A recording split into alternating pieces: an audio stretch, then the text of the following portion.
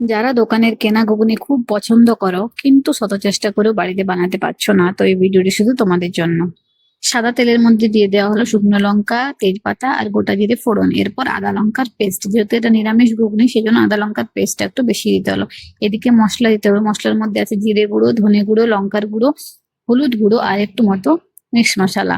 মশলাটাকে তোমাদের আধ ঘন্টা থেকে 1 ঘন্টা ভিজিয়ে রাখতে হবে। এরপর অল্প পরিমাণ চিনি, স্বাদটাকে ব্যালেন্স করার জন্য আর কালারটা পারফেক্ট করার জন্য একটু মতো চিনি দিতে হবে।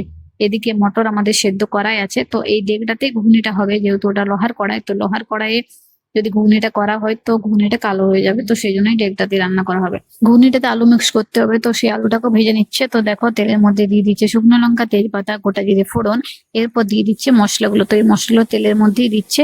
ঘুগনিটার মশলাটা আধ ঘন্টা ভিজিয়ে রেখেছিল, কিন্তু এই মশলাটা ভেজে রাখার দরকার নেই।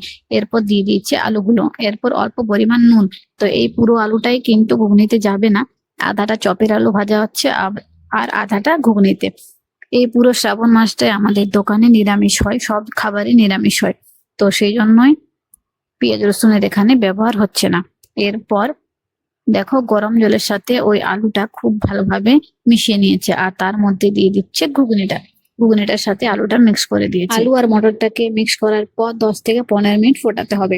এদিকে যে চকাগুলো ভাসছে মটরে, সেই চকাগুলো ফেলে দিতে হবে। চকাগুলো থাকলে ঘুগনিটা ঠিক মতন হবে না, তো সেই জন্য চকাগুলোকে ফেলে দিচ্ছে।